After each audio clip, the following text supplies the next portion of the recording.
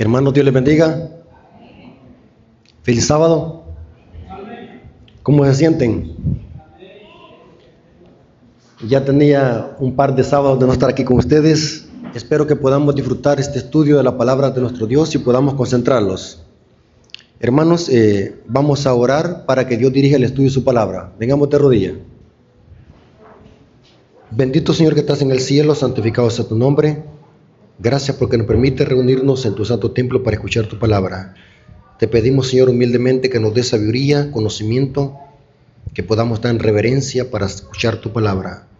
Bendícelo, Señor, bendice a tu siervo para que tu siervo pueda darse a explicar y que podamos aprender todos de tu palabra. Te lo suplicamos en el nombre de Jesús. Amén. Mis hermanos, Dios les bendiga. Vamos a estudiar la palabra de nuestro Dios. ¿El púlpito para qué es, hermanos? Para estudiar la palabra de nuestro Dios. La Biblia dice que Cristo iba a la sinagoga, ¿para qué? Para estudiar la Escritura. Así que los adventistas para eso nos reunimos. Hermanos, ¿cuántos creen de que nos estamos acercando al tiempo del fin?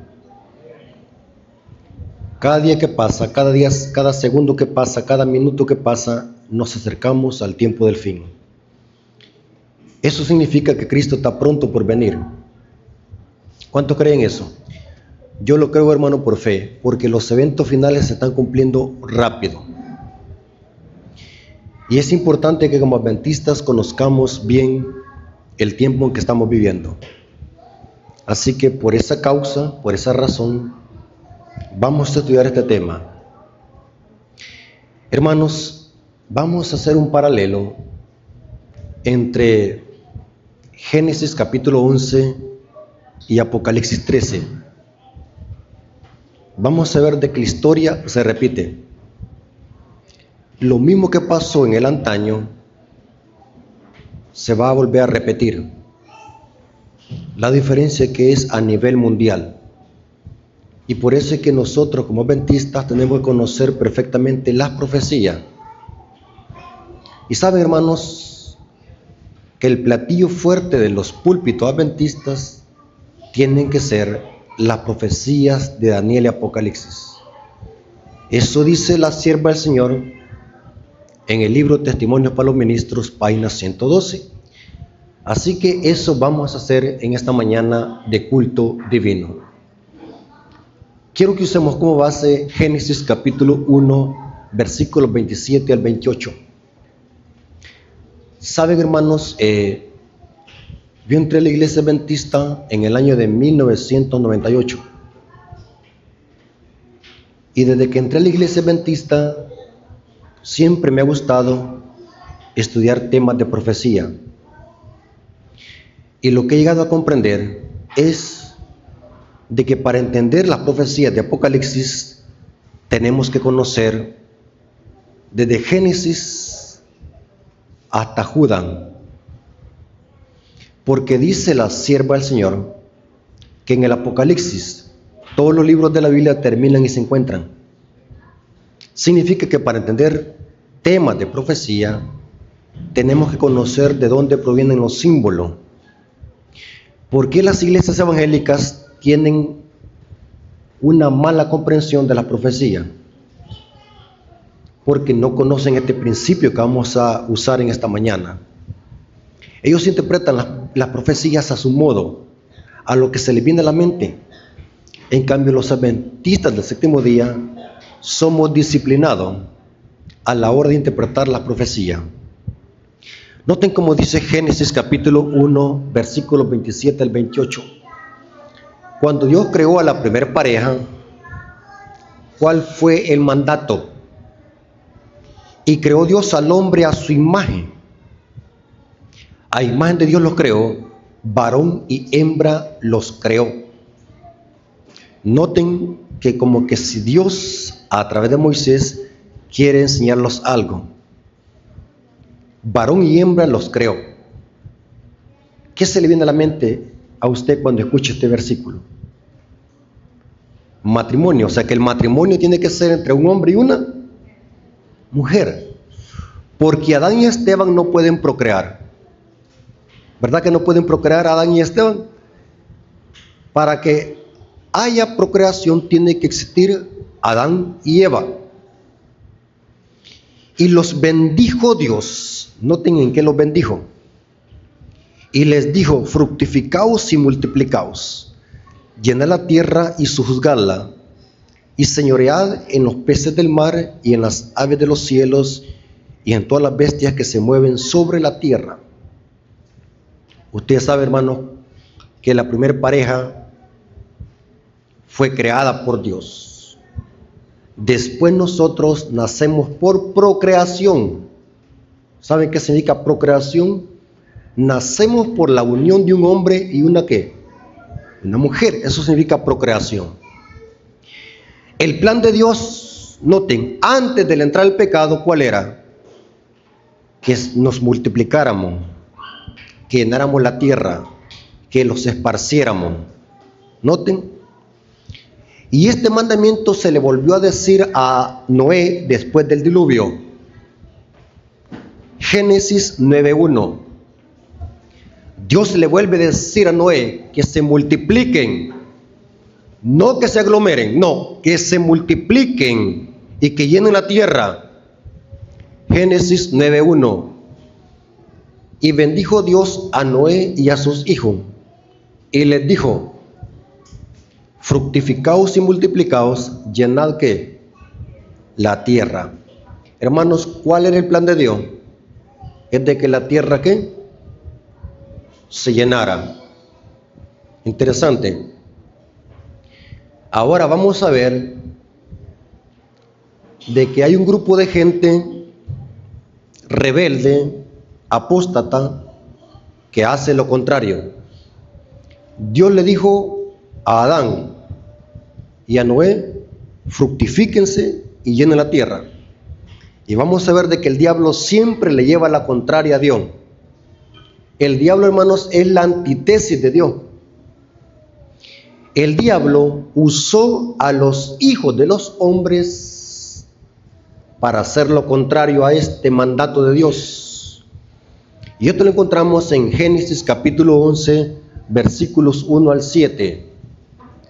Génesis capítulo 11, versículos 1 al 7.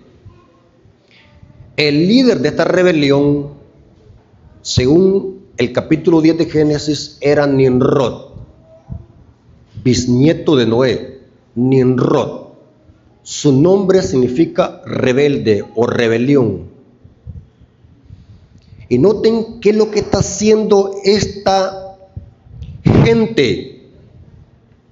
Génesis capítulo 11, versículos 1 al 7. ¿Lo tiene conmigo, hermano? Y les quiero pedir por favor que no se vayan a dormir, porque si se duermen no van a comprender el tema. ¿Sí? Y tenía entonces toda la tierra una sola lengua y unas mismas palabras. Y aconteció que cuando salieron del oriente, hallaron una llanura en la tierra del Sinar, y se establecieron allí, y dijeron, noten cuál era la mentalidad de estas personas, y dijeron unos a otros, vamos, hagamos ladrillo y cozámoslo con fuego. Y les sirvió el ladrillo en lugar de piedra y el asfalto en lugar de mezcla, y dijeron, vamos, edifiquémonos.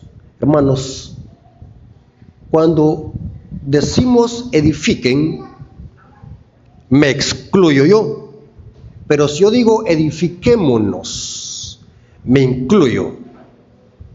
O sea que esta ciudad que iban a construir, ¿para qué era? Para glorificarse ellos mismos, los constructores. Vamos, edifiquémonos. Noten cómo está conjugado este verbo edificar. Edifiquémonos una ciudad y una torre, cuya cúspide llegue al cielo, y hagámonos. Ahí está otra vez, que lo que querían hacer estas personas era ¿qué? Esta torre y esta ciudad que querían hacer y que iban a levantar hasta la cúspide de las nubes del cielo, era para glorificarse ellos mismos. Y noten cómo dice, y hagámonos un nombre O sea que querían hacerse famosos. Y hagámonos un nombre por si fuésemos esparcidos sobre la faz de la tierra.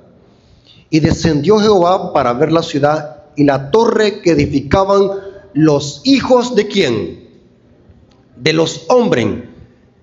Estos términos en la Biblia se usan en un contexto para significar gente impía.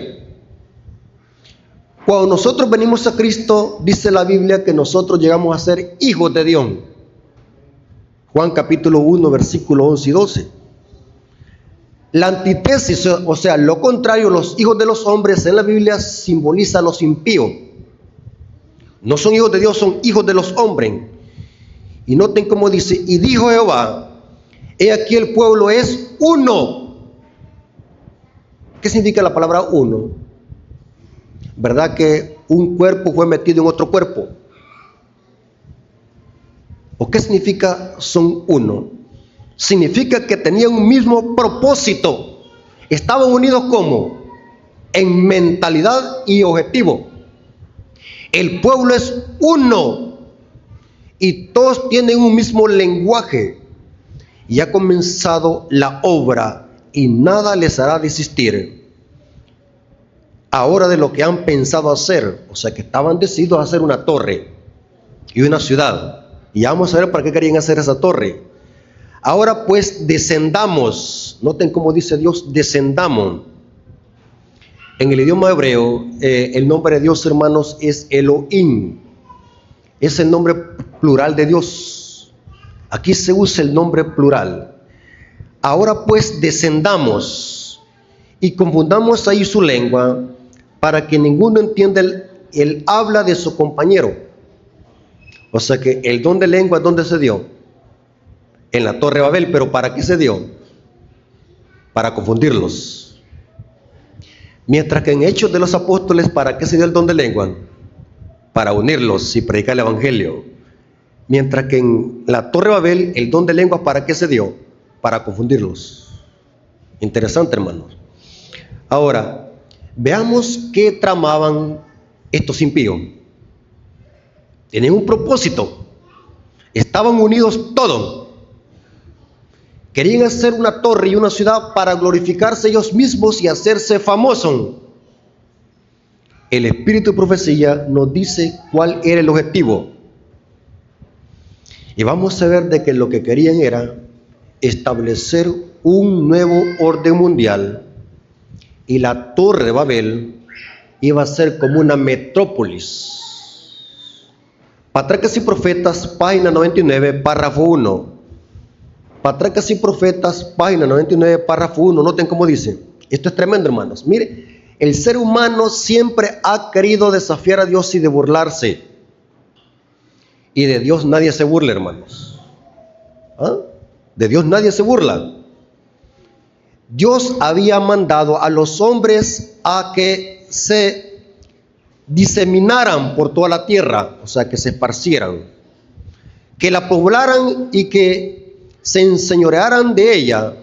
Pero estos constructores de la Torre de Babel decidieron mantener su comunidad unida en un solo cuerpo y fundar una monarquía. ¿Saben qué es monarquía? Agarre su teléfono y busque la palabra monarquía.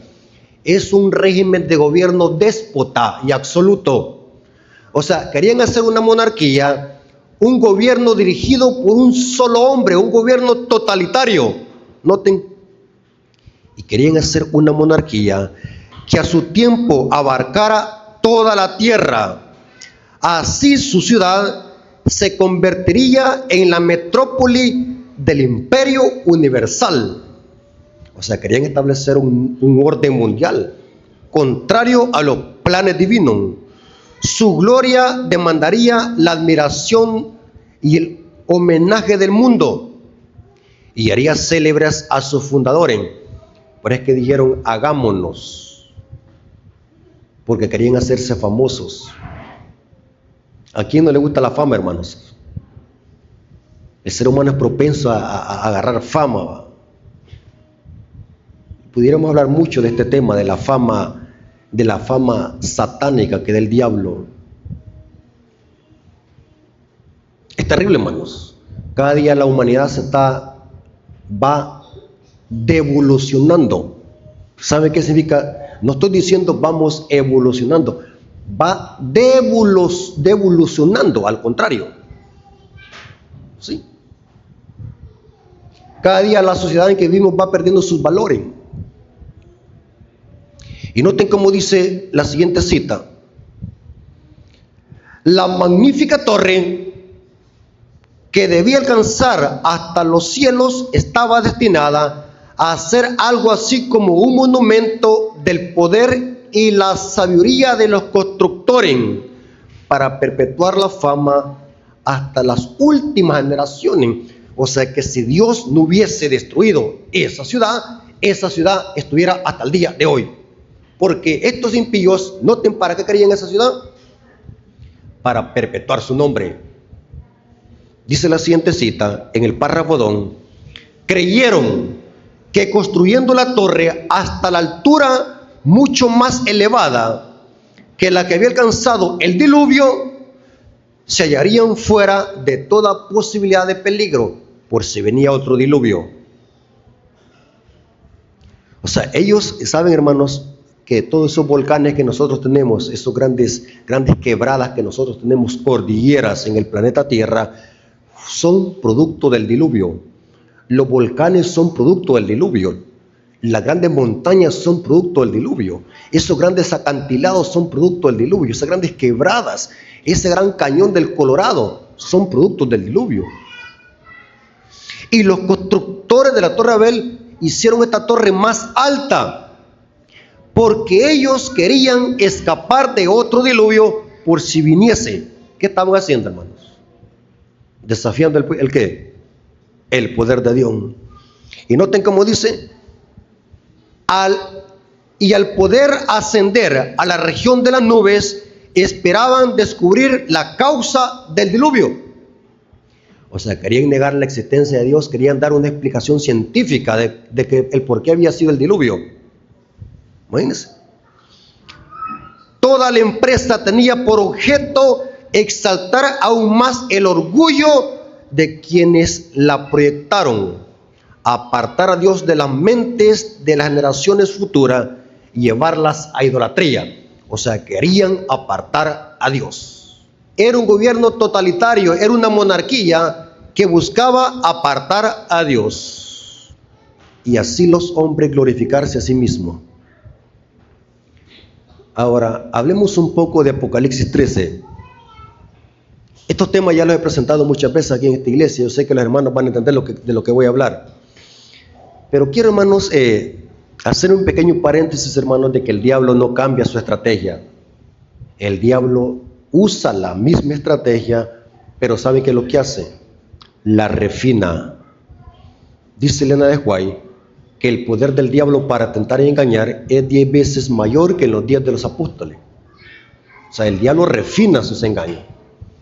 Este método que usó el diablo con los constructores de la Torre Babel lo va a volver a imponer antes de que Cristo venga por segunda vez. O sea, antes de que Cristo venga por segunda vez, va a haber en este mundo un falso sistema de nuevo orden mundial. ¿Y saben qué es lo que va a hacer la humanidad? Va a sacar a Dios. Terrible, hermanos.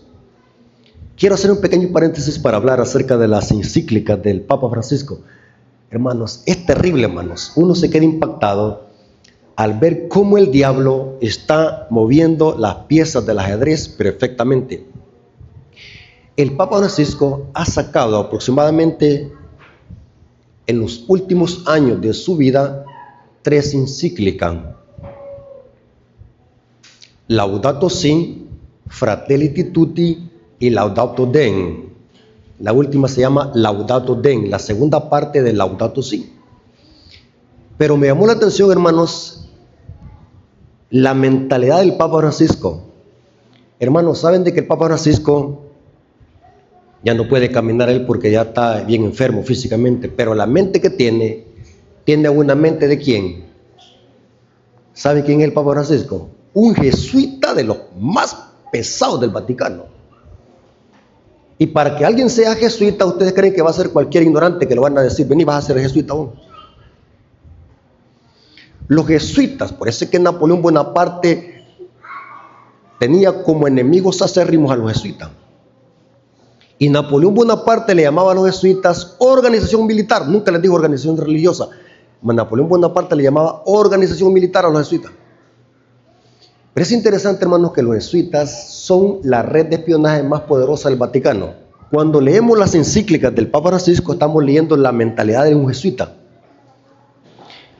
¿Saben, hermanos, que en la encíclica que el Papa Francisco lanzó el 2020, llamada Fratelli Tutti, en latín significa hermanos todos? ¿Saben de que yo leí esa encíclica? Porque no me gusta que alguien me cuente, me gusta yo darme cuenta por mi propia cuenta, investigar por mi propia cuenta. Es interesante que el Papa Francisco en esta encíclica Fratelli Tutti que lanzó el 2020, ¿sabe qué es lo que dice él en esta encíclica? Yo se lo voy a resumir, hermanos, yo se lo voy a resumir. Noten qué es lo que dice él. El tema central de esta encíclica es imponer un gobierno mundial con poder basado en amor y fraternidad, igualdad entre las religiones, clases, edades, sexos e ideología. ¿Noten lo que propone él? Otro punto que propone el Papa Francisco en la encíclica Fratelli Tutti es, noten qué es lo que dice él, propone que los gobiernos mundiales cedan a la unificación solidaria y entreguen el poder a este sistema mundial. Noten que todo va inculcado en esta dirección, una globalización. También propone, como tercer punto, propone una reforma a la ONU para crear una familia de naciones unidas políticamente y económicamente. También propone, noten que esto es más interesante, me llamó la atención esto, hermano, que dice el Papa Francisco. Y cuando leemos las encíclicas del Papa Francisco tenemos que pensar, hermanos, este señor por algo dice eso. Noten qué es lo que dice. Propone eliminar las fronteras en todo el mundo y que haya unificación en todos los países y así derribar los muros que nos dividen, no solamente en la frontera, sino en el corazón, con los brazos abiertos. En otras palabras, el Papa Francisco apoya la inmigración. Interesante. ¿Saben, hermanos? ¿Quieren que les dé otra información? Por eso es que el Papa Francisco no se lleva con Donald Trump. Mientras que el Papa Francisco sí se llevaba con Joe Biden, pero con este otro que van elegidos no se lleva. Donald Trump contradice mucho al Papa Francisco, porque el Papa Francisco sugiere que se derriben las fronteras, que ya no hayan fronteras en los países, que todos podamos emigrar a los países. Esto es peligroso. ¿Saben por qué? Alguien que me diga por qué es peligroso eso. ¿Quieren que les diga por qué es peligroso eso? Oigan bien, hermano, en un mundo caído, que los países estén divididos políticamente y que hayan fronteras es importante en un mundo caído. Y en un mundo caído es importante que existan idiomas, dialectos y lenguas. ¿Por qué? Porque así le es más difícil al ser humano ¿el qué? Unificarse. O sea, Dios permite que los países estén divididos políticamente y que haya fronteras, porque eso es como un freno para que no nos unamos fácilmente y que hayan idiomas en un mundo caído. Dios permite que hayan dialectos, idiomas, porque es más difícil que el ser humano se una. O sea que el Papa Francisco lo que está diciendo en esta encíclica está promoviendo el falso sistema de nuevo orden mundial que se levantó en Babel. Y noten cómo dice como quinto punto, esto me llamó la atención. Francisco sostiene que el COVID-19 fue débil en unificar al mundo y que se necesita otra estructura más fuerte y solidaria. Y eso solamente se puede establecer con confraternidad, una confraternidad mundial y política. O sea que el Papa Francisco, en otras palabras, está hablando que el ser humano, el mundo entero, se unifique y que se establezca un nuevo orden mundial y que se derriben las fronteras. Ahora, me llamó la atención, hermanos, yo sé que estos temas son importantes para el pueblo adventista que los escuche, hermanos. Me llamó la atención, hermanos, que en la Iglesia Católica hay monseñores que están en contra del Papa Francisco. Yo me quedé impactado. Hay gente, líderes de la Iglesia Católica que está en contra del Papa Francisco. ¿Saben de que cuando el Papa Francisco lanzó su encíclica Fratelli Tutti, hermanos todos, hubo muchas felicitaciones, pero también hubo mucha contradicción de líderes católicos? ¿Saben de que cuando el Papa Francisco lanzó su encíclica en julio del 2020, los primeros que lo felicitaron fue la Logia Masona de España? Ahí está en la página de la Logia Masona de España. Los masones felicitaron al Papa Francisco. Y yo me preguntaba, ¿por qué los masones están felicitando al Papa Francisco? Y empecé a investigar. Porque los masones tienen esa misma ideología, unificarse en amor y fraternidad. Y saben de que hubo un monseñor católico. Ustedes pueden buscar esta información en internet. El monseñor se llama Carlos María Vigano. Noten que el 6 de octubre del 2020, noten qué es lo que dijo el monseñor Carlos María Vigano, un monseñor famoso de la Iglesia Católica. Se lo voy a leer textualmente lo que dijo. Una lectura somera del texto Fratelli Tutti daría la impresión que fue escrita por un masón. Noten lo que está diciendo esto es serio, no es un protestante que está hablando de esto, sino que es un monseñor. Y ya vamos a ver lo que le pasó a este monseñor por decir eso. ¿Ah? Noten. Una lectura somera del texto Fratelli Tutti daría la impresión de que fue escrita por un masón en lugar del vicario de Cristo. Todo lo que en ella se dice está inspirada por un vago deísmo y una filantropía que no tiene nada de católico. O sea, este monseñor Carlos María Vigano está diciendo que el Papa ha escrito esa encíclica como que si fuera un masón, porque esa es la misma ideología de un masón. Ahora, hermanos, ¿saben qué es lo que le pasó a este monseñor? Esto se pone más serio. El 5 de julio del 2024, o sea que esto hace poco, en julio, ¿saben qué es lo que hizo el Papa Francisco? Lo excomulgó. Lo excomulgó por no someterse al dogma y el poder imperial del Papa. O sea, lo sacaron.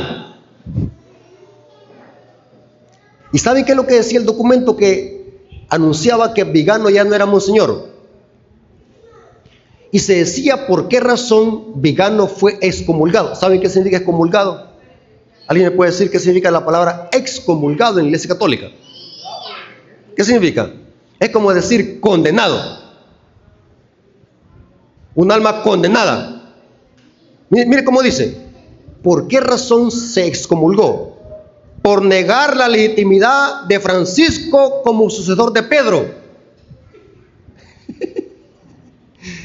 Y aquí dice, también por negar la legitimidad del Concilio Vaticano II. Por dos cosas. Ahora dice el documento, por lo tanto se le está prohibido a Vigano oficiar misas y sacramentos. También está prohibido para él celebrar cualquier ceremonia de carácter litúrgico y ejecutar cualquier cargo o función eclesiástica dentro de la Iglesia Católica. O sea que quedó como fuera. por oponerse al Papa. Ahora, usted me va a decir, hermano, ¿y esto qué tiene que ver con el nuevo orden mundial? Tiene mucho que ver. ¿Saben por qué, hermano? Esta corriente de querer establecer un nuevo orden mundial, cada día se hace más fuerte este deseo de que los gobiernos del mundo quieran unificarse. Es terrible, hermanos, es muy terrible. Saben, hermanos, que todo esto que hemos estudiado se va a volver a cumplir muy pronto, más pronto que lo que nos imaginamos. Saben de que Apocalipsis 13 nos dice que antes de que Cristo venga por segunda vez, el diablo va a unificar a todas las naciones con un solo propósito, y se va a volver a levantar la Torre de Babel. ¿Qué es la Torre de Babel hoy? Saben de que Elena de White conectó la Torre de Babel con la ley dominical. Saben de que según la profecía, los gobiernos del mundo se van a unificar, no para glorificar a Dios, sino para levantarse en rebelión contra Dios y contra su ley. La unificación que va a exaltar el mundo va a ser una unificación basada en humanismo, para exaltarse el hombre a sí mismo, y van a sacar la ley de Dios. ¿Dónde la Biblia dice eso? Apocalipsis 13, versículo 3. Noten cómo dice, hermanos. Por eso que les dije al principio de esta clase que para entender Apocalipsis 13 tenemos que conectarlo con Génesis 11. Apocalipsis 13, versículo 3. Hablando de la bestia. Hermanos adventistas, según la profecía, ¿qué dos bestias van a actuar en concierto para establecer el falso sistema del nuevo orden mundial? ¿Qué dos bestias? Va a ser el papado y los Estados ¿qué?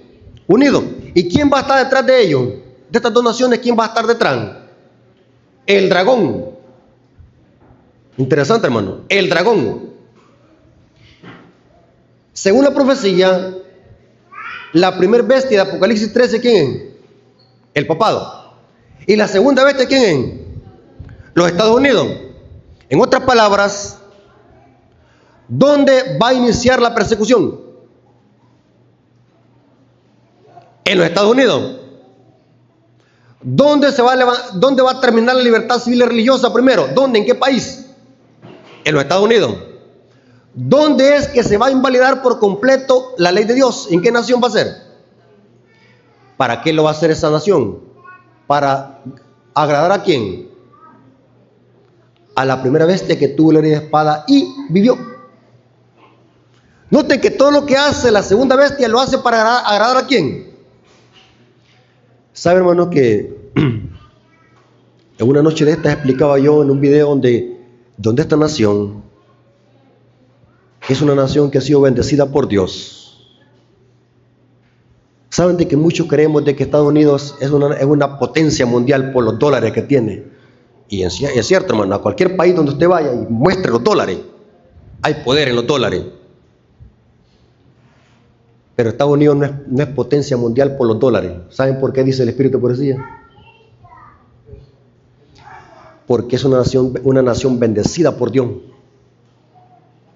Porque fue en esta nación donde abrió las puertas a los peregrinos que venían huyendo de las persecuciones medievales. Y fue en esta nación donde se levantó la iglesia remanente, la iglesia adventista del séptimo día. Es una nación protestante, pero según la profecía, esta nación va a haber un momento de su historia, que lo vamos a ver muy pronto, que va a ir en contra de sus principios y va a hablar como dragón. Y ya, hermanos, y pongámonos las pilas, hermanos. Alguien puede decir, este hermano Rafael es fanático, estos temas no sirven para la salvación. No cree, hermano. Saben que esta nación ya empezó a hablar como dragón. Yo les hago una pregunta, hermano. ¿Qué dos instituciones Dios bendijo en la creación? ¿Qué dos instituciones? El sábado del matrimonio. ¿Cuánto creen de que el diablo odia eso? ¿Lo odia? Pregunto, ¿en qué gobierno de qué presidente se aprobó el matrimonio entre Adán y Esteban en Estados Unidos? Legalmente. ¿En qué gobierno fue? De Barack Obama. Siempre ha habido eso. Pero otra cosa es que se apruebe legalmente en una constitución. Ya el diablo ya atacó la primera institución. ¿Qué es lo que le hace falta? Sábado. Atacar el sábado. ¿Y cómo lo va a hacer? ¿Cómo lo va a hacer el diablo? A través de la ley ¿qué? Dominical, que Cristo le llamó la abominación asoladora. La última abominación asoladora va a ser la ley dominical y el decreto de muerte que va a iniciar en los Estados Unidos de Norteamérica. Y sabe, hermano, lo que voy a decir suena algo sarcástico, pero fíjese, hermanos, no sé cómo usted lo va a tomar, pero mi deber es decir, nosotros como adventistas estamos diciendo, Cristo viene, los eventos finales están cumpliendo. ¿Y qué es lo que estamos haciendo muchos adventistas? Vendiendo las vacas y empeñando la casa para irnos ¿para dónde?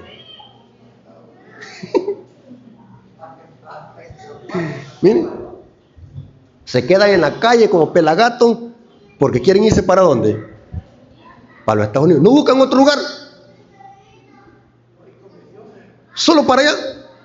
Y como toda la gente busca para allá, hoy los coyotes ya no quieren ganar poquito. Y los hermanos con la desesperación de querer irse para allá ilegalmente, venden los pollos, las vacas, hasta los tarantines. ¿Sí? ¿Saben qué es lo que están haciendo? Y yendo a encontrar ¿qué? La marca de la bestia. Viene un tiempo donde para los hijos de Dios, para los adventistas, será muy difícil vivir en Estados Unidos.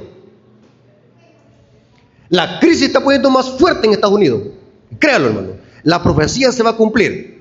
Esta nación va a hablar muy pronto como dragón. Ya empezó a hablar. Solo falta que se invalide por completo la ley de Dios con la ley dominical. La Torre Babel va a ser la ley dominical. Apocalipsis 13, versículo 3. Noten que voy a leer 3 citas que están en Apocalipsis 13, donde se implica que esto va a ser algo global. Apocalipsis 13, versículo 3. Vi una de sus cabezas como herida de muerte. ¿Cuándo pasó esto, hermano? 1798. ¿Saben qué es lo que pasó en 1798? La Revolución Francesa mató ¿a quién? A Pío VI. Dice la historia que estaba celebrando su misa en la noche, su buena noche que estaba celebrando su misa, agradeciendo que 23º aniversario de ser Papa, Pío VI. Y dice que Napoleón Bonaparte comanda a Beltier y con unas grandes hachas partieron la gran puerta de la Basílica de San Pedro, una puerta grande. Y el ejército francés llevó cautivo al Papa Pío VI. 1798. La bestia sufrió una herida de muerte. Pero dice el texto, pero su herida mortal fue sanada. ¿Qué significa va a ser sanada, hermano? Que este poder va a volver ¿qué? Yo no quisiera decir esto, hermano, porque un hermano me dijo, hermano, usted predica solamente mensajes de terror. Pero le dije, hermano, no podemos obviar estas profecías porque son parte del Evangelio. ¿Cuántos creen de que estoy predicando el Evangelio, hermano? ¿O no? ¿No es parte del Evangelio? Si usted cree que esto no es parte del Evangelio, entonces rompa el libro de Apocalipsis. Noten cómo dice, pero su herida mortal fue sanada. ¿Qué significa, hermanos? Que va a volver otra ¿qué? Persecución. Pero ¿quién le va a ayudar a sanar esta herida? ¿Qué poder o qué nación le va a ayudar a sanar esta herida de muerte al papado? Solamente hay una nación que cumple estas características, los Estados Unidos de Norteamérica. Pero su herida mortal fue sanada y se maravilló toda la tierra en pos de la bestia. O sea que va a ser una globalización que va a devolverle el poder a este sistema. Porque dice, y se maravilló toda la tierra en pos de la bestia. Apocalipsis 13:8 dice, y la adoraron, todos los moradores de la tierra. ¿Va a ser algo global, hermanos? ¿Va a ser algo global el mundo entero que va a apoyar este sistema? Sí, aquí dice: y adoraron todos los moradores de la tierra, cuyos nombres no estaban escritos en el libro de la vida del Cordero, que fue inmolado desde el principio del mundo. Apocalipsis 13:14. Noten cómo dice: y engaña a los moradores de la tierra con las señales que se le permitió hacer en presencia de la bestia, mandando a los moradores de la tierra que le hagan una imagen a la bestia que tiene la herida de espada y vivió. O sea que va a ser algo global. Todas las naciones del mundo se van a unificar en un solo propósito: para levantarse en rebelión contra Dios. ¿Cuántos creen, hermanos, que la unidad es buena?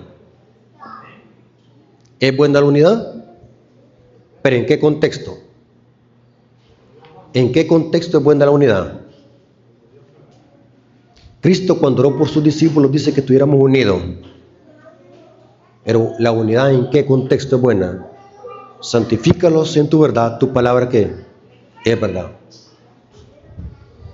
Los constructores de la Torre de Babel estaban unidos, pero ¿qué es lo que habían hecho? Habían excluido la ley de Dios de esta unidad. O sea que los gobiernos del mundo van a implantar una falsa unidad, pero donde se va a excluir la ley de Dios. O sea que según la profecía, antes de que Cristo venga, va a haber una falsa paz en este mundo. Y cuando digan paz y seguridad, vendrá destrucción repentina, como los dolores de la mujer encinta, y no escaparán. Hermanos, cada día nos vamos acercando a la recta final. El mundo se está levantando en rebelión contra Dios. Pero a pesar de eso, ¿cuántos creen de que Dios siempre ha tenido un remanente? En la construcción de la Torre de Babel, ¿quién fue el remanente? ¿Quién fue el remanente? La lección, una vez venía hablando de eso, la lección de escuela bática. El remanente en la construcción de la Torre de Babel, ¿saben quién fue? Abraham. Interesante. También al final de la historia, Dios va a tener un remanente. ¿Cómo se le llama ese remanente? Los santos que guardan ¿qué? Los mandamientos. ¿Se acuerdan de que Dios dijo que Abraham guardó mis mandamientos? O sea, todo es tipología. Hermanos, el objetivo de este estudio es para que nosotros podamos prepararnos, podamos ver en los tiempos que estamos viviendo. Hermanos, este mundo está por colapsar. Los valores se están perdiendo. Los principios se están perdiendo. Hoy la gente al pecado le llama virtud. Hoy la gente al pecado le celebra y le aplaude. Hoy hablar en contra del pecado puede ir hasta uno preso. Por eso es que nos dicen los hermanos: benditas sean las iglesias donde escuchan estos temas, porque vendrá tiempo donde la libertad de expresión se va a terminar. Por eso, hermanos, somos bendecidos congregarnos en la iglesia un sábado para escuchar la palabra de Dios y las profecías de Apocalipsis. Hermanos, Dios les bendiga y que la honra y la gloria haya sido para nuestro Dios. Hermanos, vamos a orar para darle gracias a Dios por este estudio y para que Dios nos pueda dar fortaleza a cada uno de nosotros y valentía, así como se las dio a los 3 hebreos. Vengamos de rodillas. Bendito Señor que estás en el cielo, santificado sea tu nombre. Gracias por tu palabra, gracias porque nos permitiste, Señor, escuchar este mensaje. Bendice a tu pueblo, bendice a sus líderes, bendice a cada miembro que está aquí presente, si hay visitas también, que podamos hacer conciencia que estamos viviendo los últimos días y que este mundo va cada día de mal en peor. Bendícelo, Señor. Ayúdalo, Señor, a seguir adelante para que podamos vencer en esta crisis final. Gracias por tu palabra, gracias por estas profecías que nos alientan en un mundo de tinieblas y vicisitudes. Gracias, Señor, te damos en el nombre de Jesús. Amén. Dios me los bendiga, hermanos.